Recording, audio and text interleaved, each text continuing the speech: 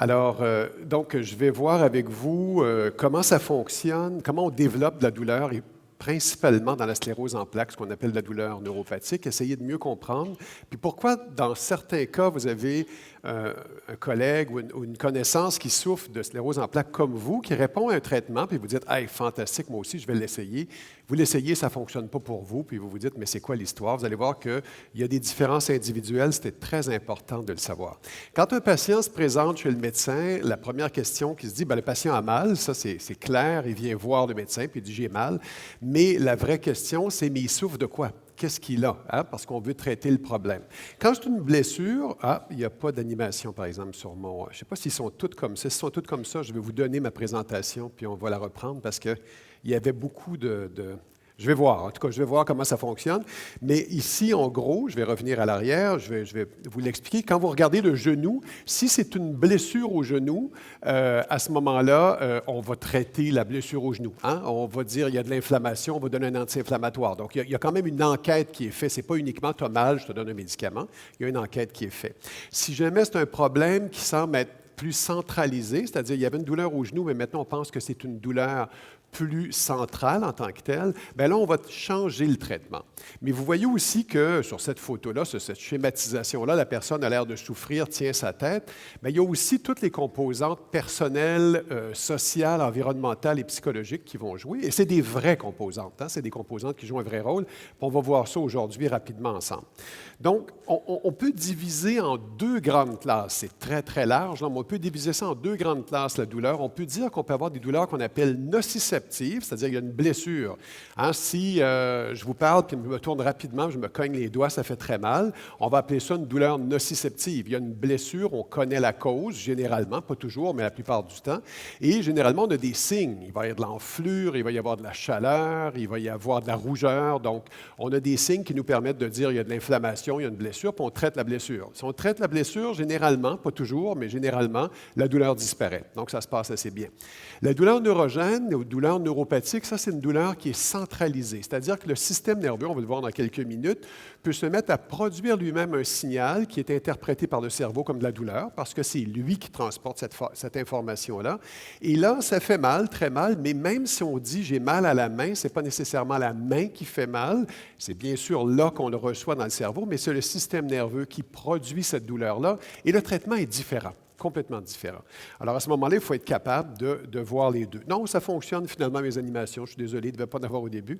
Donc, on a des douleurs qu'on peut appeler donc nociceptives, comme vous voyez, neurogènes, mais on peut avoir aussi des douleurs mixtes, c'est-à-dire je peux me blesser et je peux avoir une douleur qui va devenir centralisée dans le système nerveux et les deux vont être ensemble. Alors à ce moment-là, il faut continuer à traiter la blessure, le problème en tant que tel, mais il faut aussi s'attaquer à la douleur centrale. Alors ça, c'est le travail, si vous voulez, de l'équipe soignante, du médecin et de l'équipe soignante, d'essayer de voir est-ce que je dois donner un seul traitement, deux traitements. Alors vous allez voir que dépendamment si vous avez des douleurs, du type de douleur que vous avez, on va des fois dire on va l'attaquer de plus qu'une façon à la fois, et c'est généralement la raison pour laquelle on fait ça. Les facteurs cognitifs et environnementaux, ce que se joue sur la douleur, c'est évident. On va voir, vous allez voir que ce qui se passe dans l'environnement ou ce qui se passe à l'intérieur de moi personnellement va changer aussi comment la douleur va être ressentie et va avoir un effet. Donc, c'est important d'en tenir compte aussi. Dans la sclérose en plaques, plus spécifiquement, est-ce qu'il y a des douleurs nociceptives, même si vous n'êtes pas blessé en chutant ou quoi que ce soit? La réponse est oui. Ça peut être, par exemple, secondaire à des raideurs musculaires ou à des spasmes. Quand il y a un spasme ou une raideur musculaire, ça produit quand même un changement mécanique sur le muscle et cette douleur-là peut augmenter et il faut essayer de traiter ou de réduire la douleur parce que c'est le muscle lui-même qui la produit en tant que tel. On ne parle pas encore de douleur neuropathique parce qu'on a une cause, si vous voulez, en périphérie et on va essayer de trouver des façons de traiter ça. Des positions ou des mouvements compensatoires. J'ai mal, donc j'ai une boiterie. Hein, quand je marche, j'ai une boiterie et je mets toujours plus de poids sur ma hanche gauche, par exemple, que la droite. Bien, à la longue, je vais créer une usure. Hein, je vais aussi produire. Donc, c'est de la douleur nociceptive aussi. Et quand on va la traiter, il faut s'en occuper. Il faut vérifier qu'est-ce qui se passe avec cette hanche-là. Est-ce qu'il y a de l'arthrose? Qu'est-ce qui se passe? Alors, finalement, ça, c'est la douleur nociceptive en tant que telle. La douleur neurogène, elle, il peut y avoir ce qu'on appelle des processus, vous savez, l'inflammation, on peut en avoir en périphérie, hein, la main, vous vous cognez, la main est rouge, la main est chaude, mais on peut en avoir dans le système nerveux central aussi. On peut avoir un processus inflammatoire. Vous savez, ou en tout cas, vous êtes probablement déjà au courant qu'il y a un processus de démyélinisation qui se produit en tant que tel. La myéline est attaquée, si vous voulez, par le système immunitaire. Et ça va changer un peu la structure du système nerveux. Le système nerveux, c'est un système qui est vraiment extraordinaire tant que ça fonctionne bien. Dès qu'il se met à avoir des ratés, bien là, on se dit, là, ça va mal. Parce que c'est des équilibres. Il n'y a jamais uniquement des facteurs qui vont activer quelque chose, il y a aussi des freins. Et c'est très important que les accélérateurs et les freins restent en bonne harmonie. Si vous voulez, c'est là que ça roule à la bonne vitesse et que tout va bien. Et dès qu'on enlève l'un ou l'autre, il y en a un qui prend trop de place. Et ça peut provoquer des douleurs. Vous allez voir, on va voir, j'ai des schémas pour vous faire comprendre ça. Et une fois qu'on a compris ça, bien, d'une personne à l'autre, qui va présenter la même douleur, ça peut être soit l'accélération qui augmente ou le frein qui diminue, et ce n'est pas le même traitement. Alors, à ce moment-là, il faut être capable de bien comprendre ça. Donc, je marque en bas sensibilisation centrale. Ça peut être une augmentation des mécanismes excitateurs ou une diminution des mécanismes inhibiteurs. Et ça, ce n'est pas uniquement dans la sclérose en plaques, c'est vrai dans plein de douleurs chroniques aussi, mais c'est vrai aussi, bien sûr, dans la sclérose en plaques. Et les facteurs psychologiques environnementaux, on va y revenir, vous allez voir que c'est des facteurs bien réels, des peurs, et puis comme de raison, anticipation, anxiété. Vous avez, je ne sais pas, moi ça m'est arrivé récemment. C'est une des raisons que je suis vraiment content de venir vous parler en passant.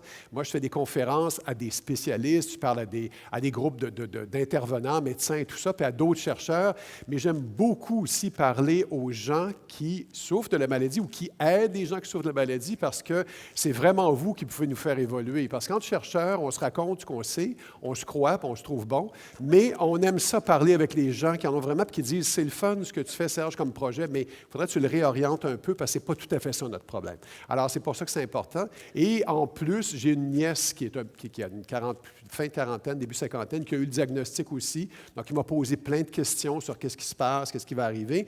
Et je peux très bien comprendre que quand on reçoit un diagnostic d'une maladie où on ne connaît pas encore de traitement qui dit « on va guérir du lendemain, du jour au lendemain », bien, il y a de l'anxiété et de l'anticipation, puis ça peut avoir un effet sur notre qualité de vie. Hein? Donc, on va y revenir, puis on va en parler, ça aussi, c'est important. Donc, le fameux bonhomme qui est animé un peu plus, c'est celui-là. Donc, de la nociception, il peut en avoir, vous venez de le voir. Hein? On a une hanche, par exemple, sur laquelle on a mis trop de poids, puis ça fait mal maintenant. On peut avoir aussi des changements de l'humeur. Je suis découragé, c'est terrible, pourquoi moi? Qu'est-ce qui arrive? Et puis, qu'est-ce qui va se passer dans 2 ans, dans 5 ans? Moi, je vais bien, mais je vois quelqu'un d'autre qui ça a l'air de moins bien aller. Est-ce que c'est là que je m'en vais? Ainsi de suite. Et ça va avoir un effet sur les mécanismes de contrôle de la douleur qu'on va voir dans quelques minutes. Et ça va augmenter la douleur, puis la douleur va me rendre encore de moins bonne humeur, puis ça peut être un cercle vicieux. Puis on va essayer de briser ce cercle-là, c'est ça qui est important, à différents endroits, hein? Soit par la pharmacologie, mais aussi par toutes sortes d'autres façons, dont une, c'est de dire, bien, je viens m'asseoir ici, puis je reçois de l'information, puis je comprends mieux ce qui se passe, puis je vais être en meilleure mesure de m'aider, puis de bien orienter aussi ceux qui veulent m'aider en tant que tel. Donc, là, on va avoir le petit cours de neurophysiologie. Je ne sais pas si on vous l'a dit au début, je ne me souviens plus si ça a été mentionné, mais il va y avoir un examen à la fin. Alors, je vous demanderai de bien prendre des notes. Alors, vous avez ici une stimulation nociceptive, donc le doigt reçoit un choc ou quelque chose, vous voyez. Alors, qu'est-ce que c'est, ça? C'est qu'on a des récepteurs. Hein? Alors, si je marche, comme je vous disais, si j'ai une boiterie, je marche sur ma hanche trop souvent, bien, je vais finir par recruter ces nocicepteurs-là, puis ils vont être activés, puis ils vont envoyer un signal. C'est comme s'il y avait quelque chose de très chaud ici, puis je mettais mes doigts dessus, bien, il y a un nocicepteur, ça va faire mal. Hein? C'est aussi simple que ça. Ça va se rendre dans la moelle. Vous voyez, la moelle épinière, c'est le premier endroit où c'est marqué à delta et C. Là, ça, c'est des fibres, c'est pas important de savoir leur nom. Il va y avoir un contact synaptique là. Et c'est important, ça, parce qu'il va y avoir une question à l'examen là-dessus, mais pourquoi il y a un contact synaptique là? C'est qu'il y a un neurone qui s'arrête, il y en a un autre qui démarre. Et ça, chaque fois qu'il y a ça dans le système nerveux, il y a une intégration du signal. C'est-à-dire le signal va être augmenté, diminué de toutes sortes de façons. Ça va monter après jusque dans le thalamus, c'est un noyau dans le milieu du cerveau, qui va, après ça, envoyer ça à différents endroits dans le cerveau, et là, ça fait mal. Ça, c'est la vision qu'on connaît depuis Descartes, je vous dirais. Ça a évolué comme de raison, on a appris plein de choses, mais c'est une vision qui est très linéaire et on pensait avant, on se disait, bien, c'est facile dans le fond. Si jamais quelqu'un ne répond pas au traitement de la douleur, on a juste à couper les fibres à différents endroits, puis ça va enlever la douleur. Bien, ça ne marche pas du tout. Je peux vous le dire, là, ça marche même très mal.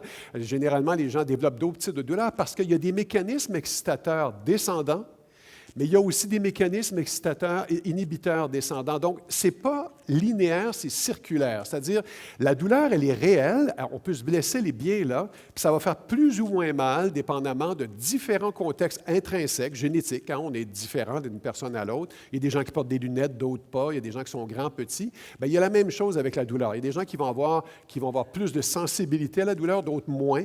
Hein, puis que c'est très drôle parce que chaque fois que les gens ont fait de la recherche au labo, chaque fois que les gens viennent et disent « Ah, moi, je suis vraiment résistant à la douleur. » Tout le monde qui vient au labo est résistant à la douleur. Bon, alors on leur dit toujours « Oui, absolument, c'est vraiment incroyable comment vous êtes résistant. » Mais dans le fond, on s'aperçoit que c'est une courbe normale. Il y a des gens plus ou moins résistants, mais on aime ça. En Amérique du Nord, là, être résistant à la douleur, c'est quelque chose de positif. Donc, on le dit généralement. Alors finalement, les facteurs qui peuvent expliquer l'hyperalgésie, il peut y avoir une augmentation de l'activité excitatrice qui peut être spinale, la moelle épinière, ou le cerveau, hein, ça peut aussi partir du cortex, du cerveau, mais ça peut aussi être une diminution du freinage de la douleur. Fait que c'est ça qu'il faut se souvenir. De tout ce que je vous ai montré jusqu'à date, là, c'est accélérateur, freinage, puis ça peut être un ou l'autre qui est affecté. Hein. Si vous avez une voiture, puis que quand vous appuyez sur la pédale, elle part en fou, vous êtes en danger. Si vous essayez d'appuyer sur le frein, puis ça ne freine pas, vous êtes en danger aussi. Si les deux fonctionnent bien, généralement, on se débrouille assez bien, hein, la plupart du temps. Donc, c'est un peu ça dans le système nerveux aussi. On va voir comment ça marche, les mécanismes excitateurs, et là, ça va devenir un peu plus technique, mais c'est uniquement pour moi. Vous n'avez pas besoin de vous en souvenir, c'est juste pour moi, ça m'aide à comprendre ce que je suis en train de faire. Alors, ce que vous avez ici, je ne vais pas pointer, c'est vrai, sur un, parce que vous regardez différent. À gauche, vous avez des fibres qui s'appellent A delta et C, puis en bas qui s'appellent A bêta, là, AB. Là. Alors, ces fibres-là, c'est celles du haut qui sont rouges, c'est les fibres de la douleur, nociceptives, celles qui transportent l'information qui va potentiellement devenir douloureuse, d'accord? Celles du bas, c'est les fibres qui transportent l'information non douloureuse. Mettons, je touche ma main comme ça, bien, les fibres à bêta, en ce moment, transportent l'information jusqu'au cerveau. Pensez-y, c'est très excitant. Les neurosciences, c'est vraiment fascinant. Pensez-y 2 secondes. Là. Moi, j'ai l'impression que ma main sent quelque chose en ce moment. Ma main ne sent absolument rien. Hein. La main, c'est pas. Mais c'est dans mon cortex qui reproduit ça. J'ai vraiment l'impression que c'est de là que ça vient. Alors, c'est très rapide et tout ça, ça conduit. Alors, on va prendre un exemple ici de quelqu'un qui subirait une chirurgie sous anesthésie, d'accord? Il est bien anesthésié et d'ordure, là, mais on lui a pas donné d'analgésique parce qu'on ne savait pas, à cette époque-là, qu'il fallait aussi donner des analgésiques. Alors, la moelle épinière continue à être vivante, à recevoir l'information. Alors là, on voit qu'il va y avoir des molécules qui vont passer. Regardez, celle-là ne réussit pas à entrer parce qu'il y a un bouchon.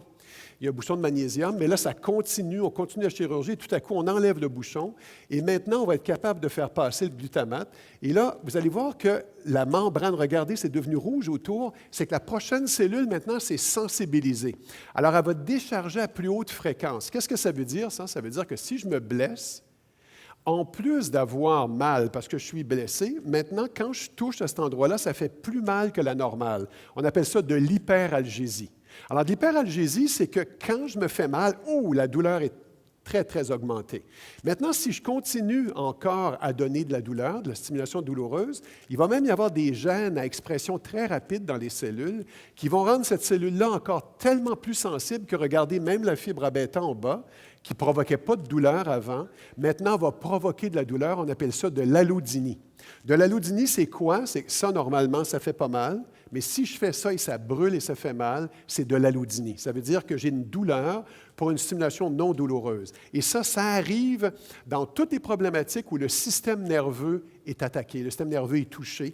Il faut traiter ça différemment d'une douleur nociceptive. Ça répond à certains traitements, mais ce n'est pas les mêmes.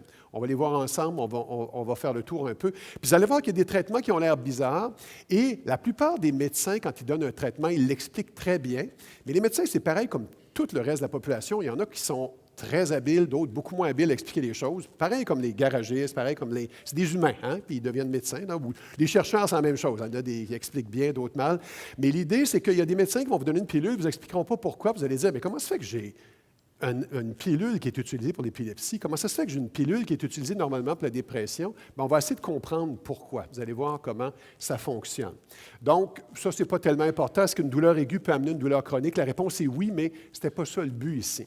Est-ce que c'est difficile pour un professionnel de la santé de savoir si vous avez une douleur neuropathique ou non? Absolument pas. C'est relativement facile. Il y a des questionnaires. Ça, c'est un exemple. Ça s'appelle le DN4. Là, ça prend 10 minutes à passer. Et avec ça, moi, je pourrais vous dire tout de suite si votre douleur est neuropathique ou nociceptive. C'est pas compliqué. Il y a vraiment des façons simples de le faire. Et c'est important de le faire parce que ce n'est pas le même traitement, comme je vous disais, qui va arriver après. Ça, c'est les mécanismes excitateurs, d'accord? On va parler des inhibiteurs maintenant. Vous voyez, on a toute une série. Alors, on ne passera pas beaucoup de temps là-dessus. Le premier s'appelle la théorie du portillon. Vous avez peut-être déjà entendu ça. C'est que quand vous vous faites mal, vous avez sûrement déjà remarqué, si vous faites mal, qu'est-ce que vous faites? Vous frottez. Hein? Tu sais, quand on se cogne, là, on frotte le genou, on fait « Oh! » Puis on pense que c'est parce qu'on caresse la plaie. On ne sait pas quoi faire d'autre. Hein? On dit « Bien, tu sais, je vais frotter mon genou, tu sais, ça fait mal. » Non, c'est vraiment un mécanisme neurophysiologique réel. Quand on fait ça, on recrute des neurones non nociceptifs. Regardez, ça, c'est la douleur. Puis le noir, c'est le non douloureux.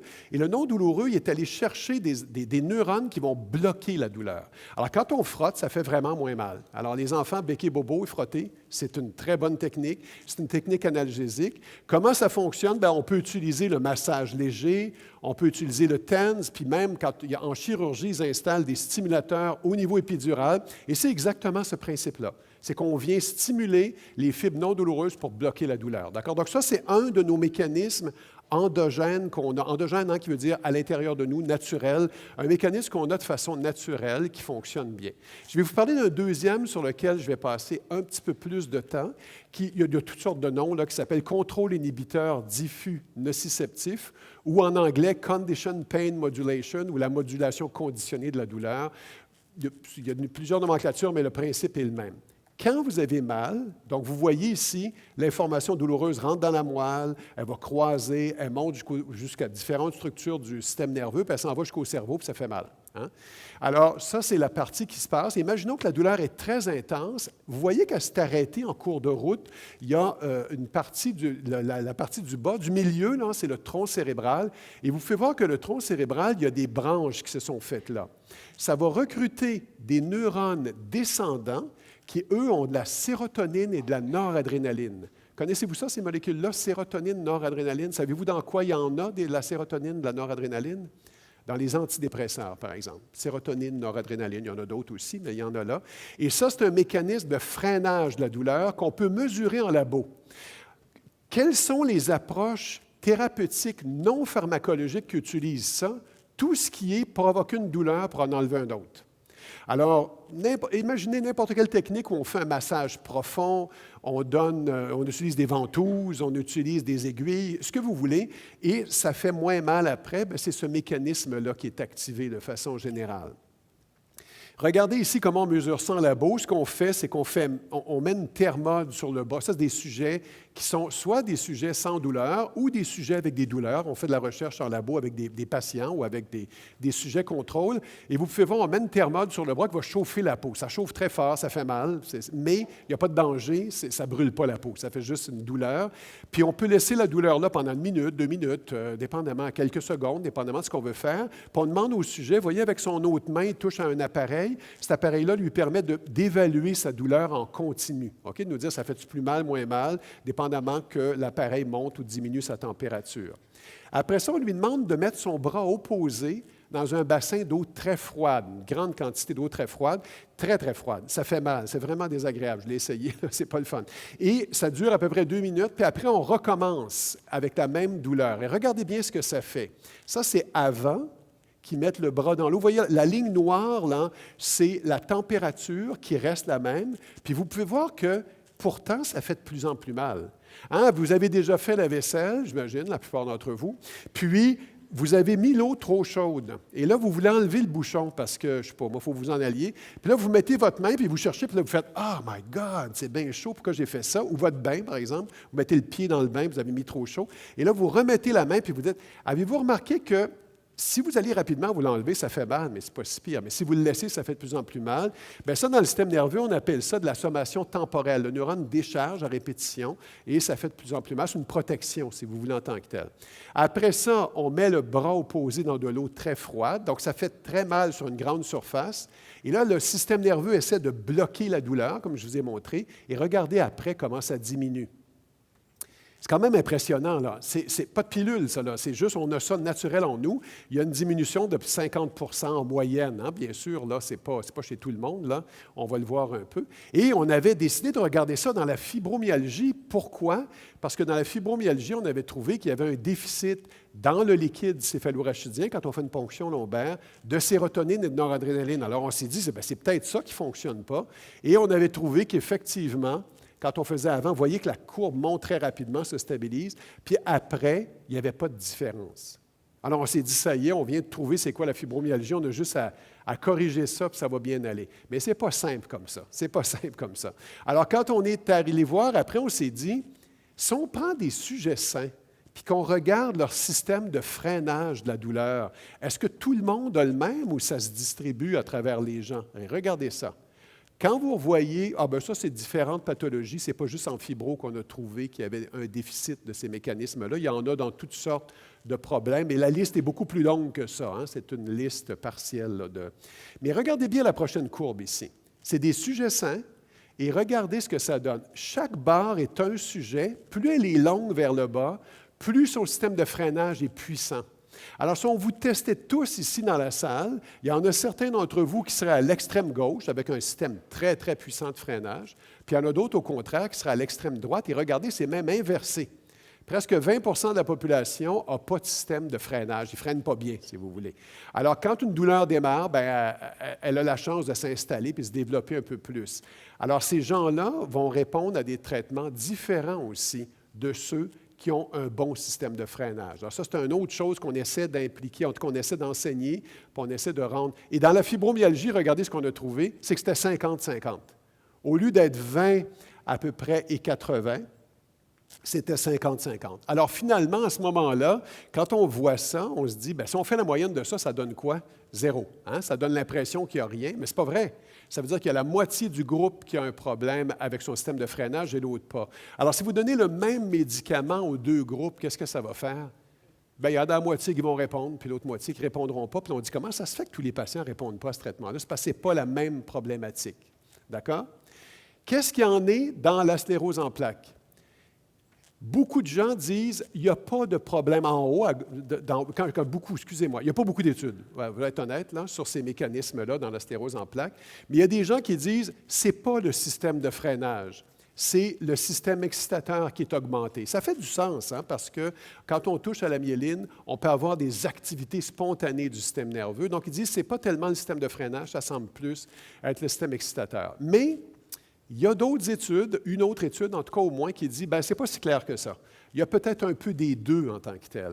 Et puis moi, je vous dirais, là, sans l'avoir fait, là, qu'on a encore de la place pour faire de la recherche, puis peut-être qu'on trouverait que c'est un mélange des deux, et peut-être qu'il y en a certains d'entre vous qui diraient, bien, moi, c'est plus celui-là, et l'autre, c'est plus autre chose, donc vous ne répondriez pas nécessairement au même traitement en tant que tel. Il y a bien sûr des facteurs génétiques qui fait que ces systèmes de freinage-là fonctionnent plus ou moins bien. Ça, c'est une étude qu'on a faite il y a quelques années sur la dopamine, des récepteurs à la dopamine. Puis, en gros, là, je ne vais pas vous donner le détail parce que je n'ai pas tellement le temps, mais vous pouvez voir que de gauche à droite, dépendamment de votre polymorphisme, dépendamment de comment vous êtes génétiquement, bien, il y en a qui ont un système de freinage très puissant, puis il y en a d'autres qui ont un freinage beaucoup moins puissant, puis on est capable de l'expliquer génétiquement, si vous voulez. Alors, il y a une différence d'une personne à l'autre. Maintenant, j'ai une question pour vous. Ça fait combien de temps? Donnez-moi une idée, peut-être à peu près, il me reste à peu près... OK, parfait, 10 minutes, il faudra que j'aille assez vite. Je vous posais une question, c'est qui est le plus sensible à la douleur entre les hommes et les femmes? Est-ce que c'est vrai que c'est les hommes? Levez la main, ceux qui disent que c'est les hommes qui sont plus sensibles à la douleur, OK? Je suis toujours content de faire ça parce que ce n'est pas vrai. C'est les femmes. Alors, finalement, ça me fait du bien d'en parler parce que j'ai été élevé avec 2 sœurs et tout ça, puis c'était un débat qui existe depuis longtemps. Alors, Blague à part, c'est important de savoir ça. Les femmes, pour une raison physiologique, puis on va revoir, là, on n'ira pas dans le détail, mais ont une tendance à être légèrement plus sensibles, c'est en moyenne. Hein. Bien sûr, il y a des femmes plus résistantes que certains hommes, mais ce n'est pas vrai que les hommes sont plus douillets, mais les hommes sont plus anxieux face à la douleur. D'accord? On n'ira pas dans le détail, là. Ça nous met sur les nerfs. Quand ça fait mal, ça nous met sur les nerfs. Mais ces différences-là entre hommes et femmes n'existent pas avant la puberté. Alors, ça vous donne-tu un hint sur ce qui se passe? Les hormones sexuelles jouent sur la douleur. Donc, si vous avez mal, puis vous êtes une femme et que vous êtes et que vous avez un cycle menstruel encore, bien, ça vaut peut-être la peine d'en parler, d'essayer aussi de voir, ma douleur est-elle plus importante en périmenstruel ou pas vraiment? Ça fait mal tout le temps, parce que ça va jouer sur le traitement aussi. C'est important de le savoir. Et ce qui est malheureux, c'est que les hommes étaient dominants quand on faisait de la recherche. Avant, c'était surtout des gars qui faisaient de la recherche. Puis, ce qu'ils faisaient, c'est qu'ils prenaient des hommes comme sujet. Et comme ils prenaient des hommes comme sujet, ils disaient, c'est pas grave, les femmes, c'est des petits hommes. Hein? On a juste à ajuster à la grandeur puis au poids le traitement. Et c'est absolument faux. Vous ne répondez pas du tout de la même façon. Alors, la recherche, maintenant, les organismes subventionnaires obligent les gens à avoir des hommes et des femmes, des jeunes et des vieux, parce qu'on s'aperçoit que ce n'est pas du tout la même réponse. Et ça, bien, ça va prendre encore quelques années avant qu'on avance la science correctement. Puis ça a été une erreur. Mon épouse est chercheure avec moi, puis c'est elle qui a amené toute la composante des hormones et ainsi de suite. Donc, on a travaillé beaucoup là-dessus. Donc, regardez, là, au milieu, là, c'est la quantité d'études qui ont été faites surtout chez des hommes. Et après ça, en rose, vous avez ce qui avait été fait chez des femmes. Alors, vous pouvez voir qu'il y a un problème. Hein? Il faut qu'on fasse avancer ça. Les centres supérieurs, maintenant. Ça, ici, c'est un exercice qu'on fait toujours quand il y a une conférence grand public. Vous avez un numéro sur votre chaise. Alors, il y a un d'entre vous qu'on va soulever de terre comme ça. Vous pouvez vous imaginer que si on faisait ça, ce serait de la torture, ça vous ferait très mal. Mais pourtant, cette personne-là ici a choisi de faire ça. C'est un choix personnel. Elle n'a pas été torturée. Là. Elle dit, oui, j'aimerais ça qu'on me soulève avec des crochets parce que ça va sauver le village, ça va sauver un enfant, ça va me donner un statut différent. Et puis, vous pouvez juger cette personne-là, mais elle s'en fout parce que ce qui est important, c'est ce qu'elle pense. Et puis, nous aussi, on a des rituels douloureux. On en a. Ils sont moins douloureux, mais on en a quand même. Généralement, ils sont esthétiques. Hein? On se fait percer à toutes sortes d'endroits que je nommerai pas. On se met de l'encre sous la peau, hein, des tatouages et ainsi de suite. On se rase, on fait tout ça.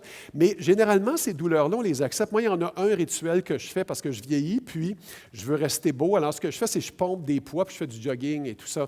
Et puis, quand je pompe des poids, des fois, j'arrête pendant des semaines, des mois, puis je regrette, puis je recommence avec les mêmes poids. Qu'est-ce qui se passe le lendemain, vous pensez?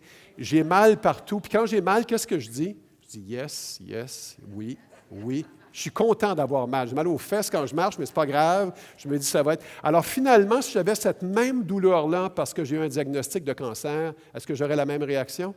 Pas du tout. Je trouverais ça effrayant, ce que j'ai là. Alors la composante psychologique joue un rôle.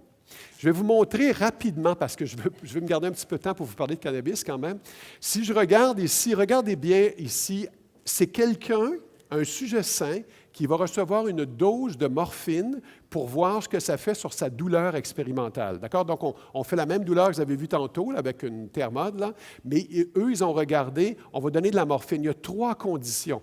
La condition du haut, no expectation, c'est pas d'attente, c'est qu'il y a une ligne, il y a un salin, on donne la morphine à un moment où le sujet ne sait pas c'est quand. D'accord?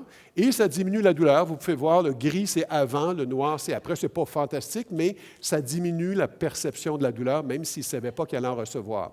Juste en bas, c'est la même chose, mais on dit à la personne, maintenant, on vous donne la morphine. C'est juste ça la différence. D'accord? Tout le reste est pareil. Regardez comment c'est plus efficace. Les attentes jouent un rôle déterminant.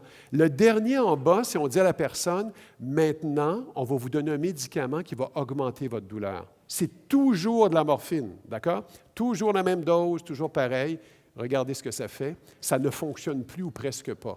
Alors, est-ce que vos attentes jouent un rôle sur le traitement? Absolument. Ça joue un rôle déterminant. C'est important que vous le sachiez. Alors, notre bonhomme ici, peut-être qu'il se dirait, c'est très puissant, cet analgésique, et son ami lui dirait, tu étais dans le groupe placebo. Alors, finalement, il serait surpris. Mais étonnamment, le placebo, il y a une étude qui a montré que même quand on le sait, Si on vous dit bonjour, Madame Ouellette, je vais vous donner ici des médicaments, je vous demanderai d'en prendre 2 fois par jour, 2 comprimés, c'est un placebo. Vous dites, attendez un petit peu là.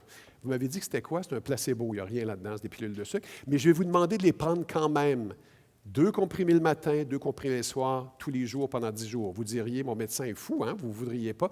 Bien, il y en a un qui a fait ça, qui s'appelle Kapchuk, qui est un chercheur incroyable, et qui a montré que c'est quand même efficace. Pourquoi? Parce qu'on est conditionné. Des médicaments, quand on prend ça, généralement, on a une attente. Hein? Notre cerveau est conditionné. Je prends les comprimés, je l'avale, je prends un verre d'eau, je fais « Ah oui, j'ai beaucoup moins mal à la tête. Ça fait 15 secondes que vous l'avez avalé, c'est juste impossible. » Mais ça fonctionne quand même. Donc, c'est intéressant.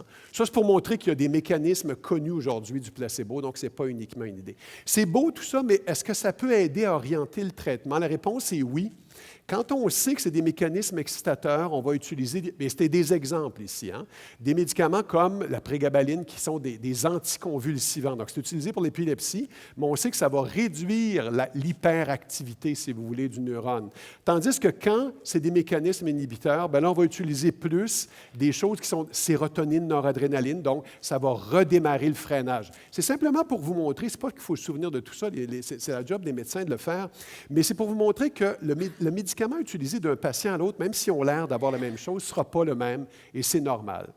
Maintenant, on va arriver dans le vif du sujet sur les cannabinoïdes. Qu'est-ce qu'ils viennent faire là-dedans? Qu'est-ce qu'ils ont comme activité? Oh my God, ça va être serré dans le cannabis, il faut aller vite. Donc, si vous regardez ici la Société québécoise du cannabis, si vous allez sur le site Internet, vous allez voir, ils ont des informations. Puis ils vont vous dire qu'il y a des principes actifs, le THC et le CBD. On va passer rapidement, mais on va voir un peu ce que c'est. Alors, le THC, vous pouvez le voir ici, là, c'est le principal composé. Celui-là, le défaut qu'il a, c'est que c'est celui, bien, ça dépend de vous, là, mais c'est celui qui est euphorisant. Alors, finalement, si vous le prenez pour faire un party avec vos amis, c'est celui-là que vous voulez, hein, ça crée de l'euphorie. Tandis que le CBD, lui, il n'est pas euphorisant. Il va avoir des effets anti-inflammatoires, il va avoir différents effets sur la douleur aussi, mais il ne produit pas la même euphorie. Quand on le prend fumé, si vous voulez, la plupart du temps, les deux sont dedans. Hein? C'est assez difficile là, de séparer l'un de l'autre, mais il y a de plus en plus de comprimés, il y a des médicaments qui existent sur le marché. On va en voir quelques-uns.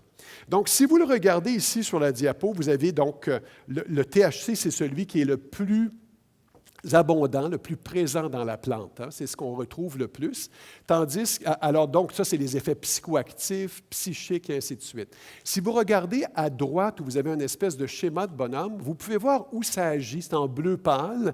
Le CB2 aussi est intéressant, mais regardez surtout le bleu pâle. Vous voyez que le système nerveux est très, très affecté. Hein? Le système nerveux, c'est là que ça agit en tant que tel.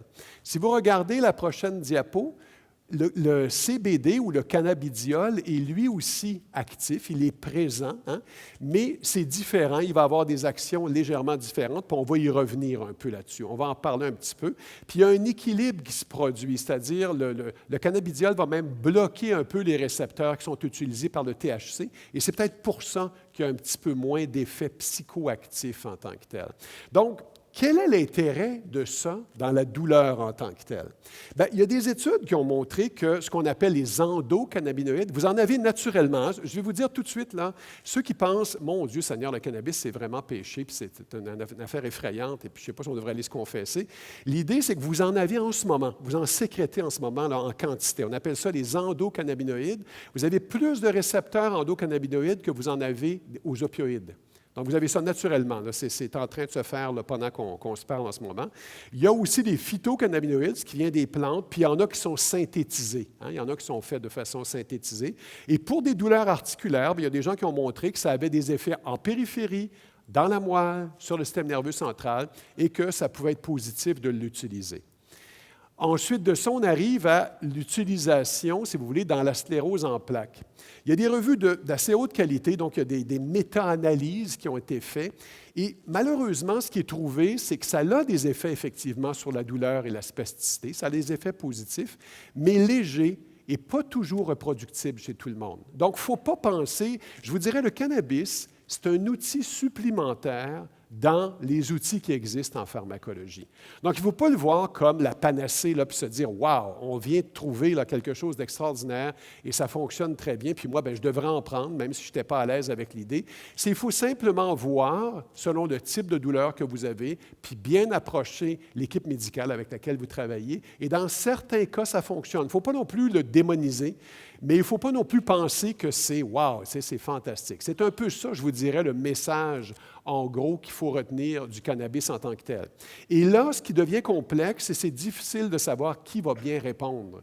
Souvent, on va regarder comment la personne a répondu à d'autres traitements, puis on va arriver à celui-là, puis on va voir. Puis il y a certains patients qui vont répondre merveilleusement bien, puis il y en a d'autres chez qui ça ne sera pas si efficace que ça. C'est à peu près comme tous les traitements qui existent. Il y en a un qui a été un peu plus étudié, c'est le nabiximol, Sativex, qui, lui, a été démontré qu'il était bon pour la spasticité, par exemple, mais aussi pour certains problèmes comme l'incontinence ou encore les douleurs chroniques en tant que telles. Alors, vous voyez que je pense que c'est intéressant parce que c'est un nouvel outil. Le fait que c'est légalisé maintenant au Canada aussi, ça donne, comment je vous dirais, c'est plus facile de se sentir à l'aise, de dire, bien, je peux peut-être essayer moi aussi, que d'avoir l'impression qu'il y a une drogue illégale, mais qui m'est prescrite et que ça devient un peu complexe en tant que tel.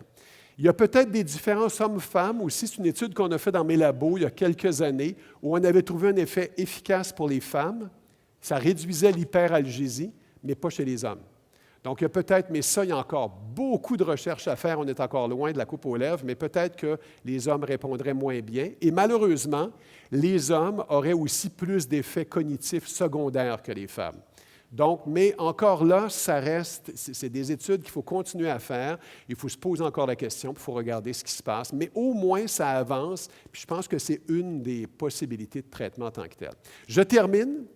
Approche pharmacologique, il y en a toute une collection. Les cannabinoïdes, entre autres, agissent à différents endroits dans le système nerveux. Mais ne perdez pas de vue que les approches non pharmacologiques sont aussi très efficaces. Donc, les approches comme le massage, la méditation, les approches de pleine conscience, toutes les approches non pharmacologiques sont efficaces. Souvent, c'est des bonnes efficacités en collaboration avec les approches pharmacologiques. Et pourquoi vous allez en entendre parler moins dans la littérature et tout ça? C'est parce que ce n'est pas payant.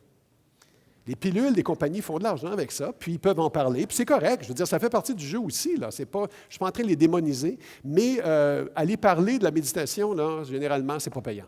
Mais si vous voulez chercher la littérature, vous allez voir qu'il y a des centaines d'articles dans des excellentes revues. Alors, partez de l'idée que, oui, il y a la pharmacologie, mais tout ce qu'il y a autour est important pour moi, et c'est comme ça qu'il faut le voir. Donc, en conclusion, la douleur chronique, c'est plusieurs mécanismes qui interviennent. Quand vous avez mal, ça peut être différent d'un individu à l'autre. Diminution d'efficacité des mécanismes inhibiteurs, augmentation des excitateurs. Il faut comprendre l'importance de ces mécanismes, puis comprendre comment les médicaments, les approches non pharmacologiques jouent là-dessus. Puis deux individus avec une douleur comparables n'ont pas nécessairement la même douleur. Puis je termine avec ça, puis ce n'est pas parce que il y en a à la bibliothèque, pas besoin d'aller l'acheter, mais j'ai écrit un livre qui résume un petit peu, il y a plusieurs années, là, ces grandes idées-là, et puis il existe en anglais et en français. Et puis je vous remercie beaucoup, puis si vous avez des questions, ça va me faire plaisir de vous répondre. Merci.